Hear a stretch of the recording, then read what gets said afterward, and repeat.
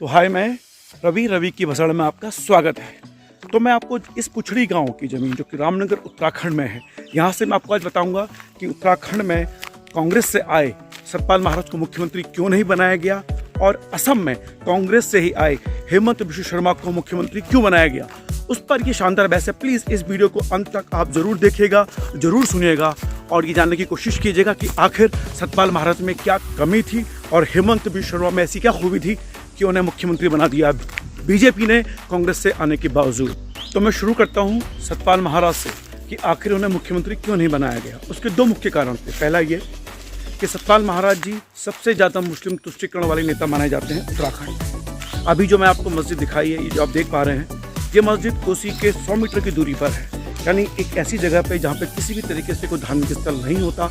वहाँ उन्होंने अपने विधायक निधि से, यानी अपनी धर्मपत्नी के विधायक निधि से 3 लाख रुपए दिलवाए हैं ताकि हम मदरसा खुल सके।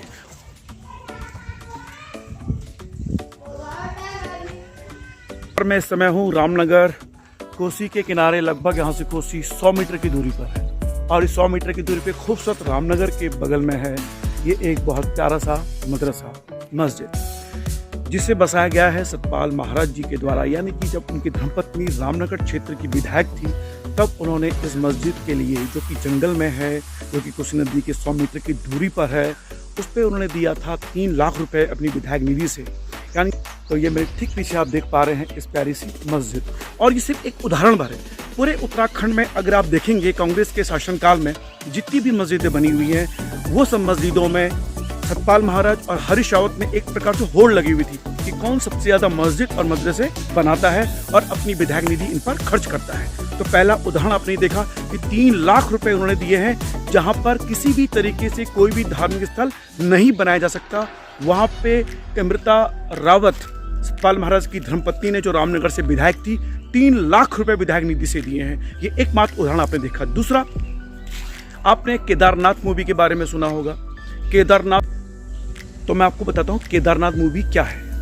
केदारनाथ मूवी को उत्तराखंड में और उत्तर प्रदेश में रिलीज नहीं होने दिया गया था। उसके पीछे कारण ये था, मैं आपको सारांश यानी समरी बताता हूँ इस फिल्म से, मुख्य मुद्दे पे आता हूँ। इस फिल्म में केदारनाथ मंदिर के मुख्य पुजारी की बेटी को एक मुस्लिम चरवाहा, उससे प्यार हो जाता है। उनका प्यार इतना ईमानदार प्यार होता है कि उसमें भगवान भी उनका साथ देता है, ऐसा फिल्म में बताया गया है।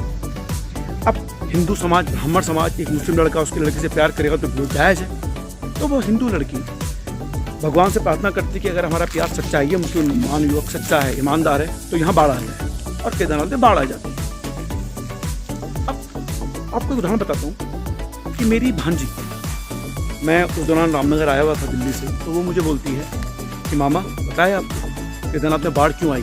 मैंने पूछा क्यों आई?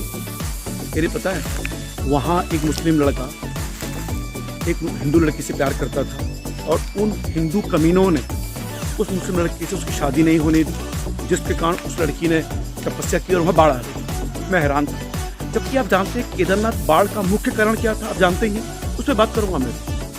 अब इस फिल्म को मंजूरी किसने दी? सतपाल महाराज। उस समय सतपाल महाराज उत्तराखंड सरकार में संस्कृति और पर्यटन मंत्री थे। यानी कि इस तरह की जो भी मंजूरी होती है वो यही डिपार्टमेंट देता है।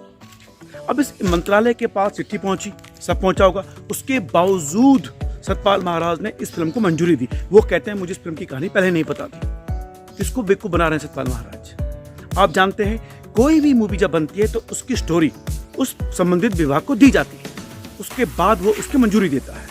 तो आपने इस तरह की मूवी जो खुले आम लव जिहाद को प्रमोट कर रही थी, आपने उस मूवी को बनाने की अनुमति नहीं दी, बल्कि केदारनाथ परिसर में बनाने की अनुमति दी, जिससे पूरी दुनिया में ये मैसेज गया कि केदारनाथ की बाढ़ सिर्फ और सिर्फ इसलिए आई क्योंकि मुस्लिम युवक को प्यार पूरा नहीं करने दिया, एक हिंदू लड़की की उसकी शादी नहीं होने दी है। पूरी दुनिया में ये मैसेज है। आज भी जिन लोगों को केदारनाथ बाढ़ के बारे में जानकारी नहीं है, आज भी वो करोड़ों लोग ये मानते हैं केदारनाथ की बाढ़ सिर्फ और सिर्फ हिंदू मुस्लिम कारण से आई है, एक मुस्लिम लड़के के अन्याय के कारण आई है।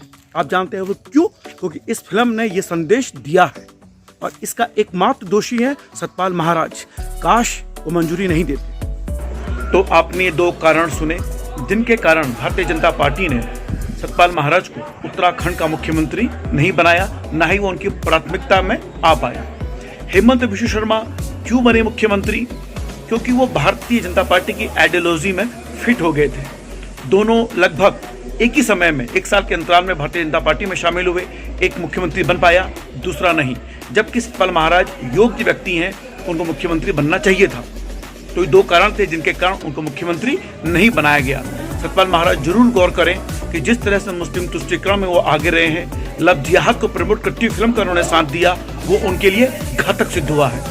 अगर आपको ये कारण पसंद आए हो तो इस वीडियो को शेयर और लाइक जरूर करें और इस चैनल को सब्सक्राइब जरूर करें। और इतना मैं चाहता हूँ कि ये वीडियो सतपाल महाराज तक जरूर पहुँचे ताकि उन्हें अपनी गलतियों का प्रायश्चित करने का मौका मिले। और हाँ, और मैं हेमंत बिश्व शर्मा के बारे में, उन्हें क्यों बनाया गया है, इसके बारे में आपको मैं अगले वीडियोज़ में बताऊँगा।